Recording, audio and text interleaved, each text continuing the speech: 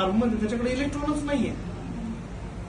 म्हणजे इथे काय आलं असेल नाही, याला अब्सेन्स ऑफ इलेक्ट्रॉन म्हणतो आपण. अब्सेन्स ऑफ एन इलेक्ट्रॉन म्हणजेच कोण? होल. म्हणजे जर त्याचे पूर्ण झाले सगळे आणि तरी पण एक उरत असलं तर मग free electron. Yes, absence of an electron. Boron कडे 3च आहेत आणि नेबरिंग किती आहेत तुझ्याकडे? नेबर किती आहेत तुझ्याकडे? शेजारी किती आहेत तुझे?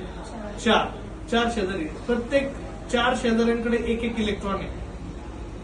ह्या पहिल्या शेजाऱ्याकडे 1 इलेक्ट्रॉन, त्या दुसऱ्या शेजाऱ्याकडे 1 इलेक्ट्रॉन, तिसऱ्याकडे 1, चौथ्याकडे पण 1 आहे. मग यांना शेअर करण्यासाठी 1 इलेक्ट्रॉन हवा. शेअरिंग म्हणजे काय? 2 इलेक्ट्रॉनचं शेअरिंग किंवा कोव्हॅलंट बॉन्ड फॉर्मेशन. बरोबर? मग हे बघ, आता या पहिल्याचा हा 1, दुसऱ्याचा हा 1, तिसऱ्याचा हा 1, चौथ्याचा पण हा 1. बोरॉनकडे स्वतःचे किती आहेत इलेक्ट्रॉन? 3.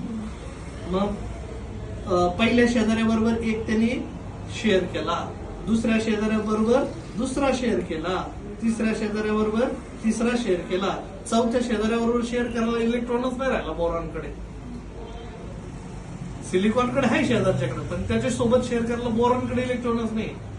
पण चौथा इलेक्ट्रॉन मिसिंग आहे, त्याला अब्सेन्स ऑफ इलेक्ट्रॉन म्हणतात. म्हणजेच कोण? होल.